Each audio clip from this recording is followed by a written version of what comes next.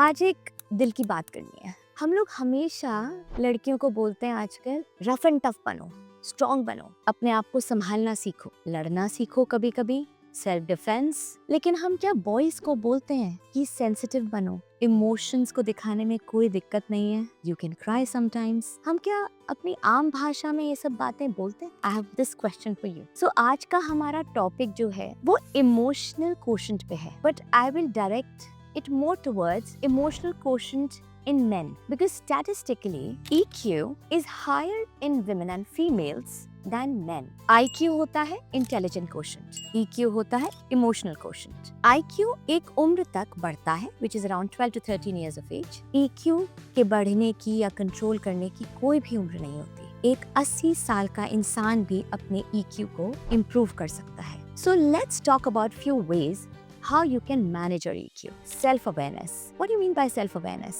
हमारे environment के बारे में aware होना, एक सवाल, एक question पूछना, why? कोई भी situation होती है, वो क्यों हुई? उसके पीछे वजह क्या थी? किसी के reaction की वजह क्या थी? उस बारे में सोचना, a thought for a minute, maybe a fraction of seconds, that will make you self-aware. Another one is self-management. Self-management means controlling your emotions, reacting at the right time. अपनी सारी भावनाओं को दिखाना नहीं, सही वक्त पे उसे एक्सप्रेस करना। लीडर्स का EQ बहुत हाई होता है। फॉर एग्जाम्पल नरेंद्र मोदी जी का, Trump ka. These are few leaders that are coming to my mind, but they know what to say when. Yes, people may call it being manipulative, but it is for the good of all. Why not? Self-management एक कला है जिसको आप सीख सकते हैं, which will help you to increase your EQ. Thirdly, empathy. We all talk about empathy, but what actually empathy is? Putting yourself in the shoes of others. ये सोचना कि अगर मैं इसकी जगह होता या होती तो मैं कैसे रिएक्ट करता। विमेन में या फीमेल्स में एम्पैथी कहते हैं थोड़ी ज्यादा होती है, इसीलिए जब वो कभी किसी आर्ग्यूमेंट में पड़ते हैं वो बहुत जल्दी मान जाते हैं। Do you agree with me? Because वो इमीडिएटली नेचुरली अपने आप को उस इंसान की जगह रखना चालू कर देते हैं, which is lesser in the case of men. That's why, again, I'm coming back to that point.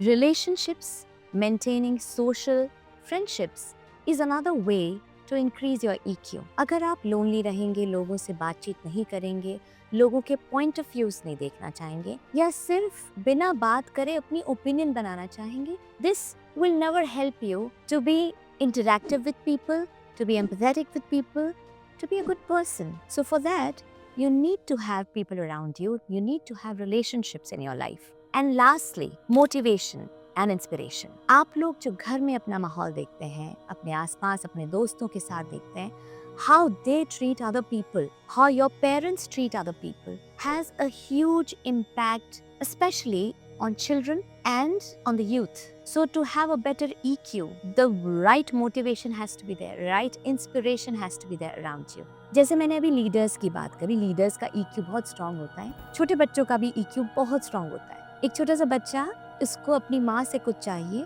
उसको एग्जैक्टली पता है उसे कब रोना है, कब अपनी माँ को गले लगाना है, कब उससे रूस के बैठ जाना है, या सिर्फ एक स्माइल से काम चलाना है। Their EQ is very strong. आज मैं आपसे कोई टिप्स या सॉल्यूशंस की बात नहीं करूँगी। I've shared the ways with you. High EQ is not just a term. I think it should become a life skill. हम बहुत लोगों को कहते हैं, ये तो मेरी बात सुनते ही नहीं है, that person doesn't have time for me, I cannot relate to that person because he is not understanding. These statements typically come for men. So what men can actually do? In my opinion, become an active listener. Active listener means you are looking into the person's eye and giving full attention to what the other person is thinking without having any pre-thought of judgment of what he or she is saying. 10-second rule is another very interesting thing. When there is a rage or some emotion, could be aggression or frustration, and you want to put into physicality, please have that 10-second rule to control your emotion. Give yourself that long breath and just escape from that situation. It will really, really help you. So my dear fellow men, please consider this as a sign of you being trying to be appreciated by other people, because it is high time now people start appreciating you for your emotional qualities also. Before ending, I just want to give you an example जो हम बचपन से सुनते आए हैं, ऋषि वाल्मीकि। अगर वो एक डाकू से ऋषि बन सकते थे, एक तलवार को अपनी कलम में बदल सकते थे और रामायण लिख सकते थे, तो कभी भी कुछ भी हो सकता है। It's possible that anybody can change their emotional intelligence at any point of time. So please, just give it a thought. What is your EQ? Signing off, Neha Joshi Jain.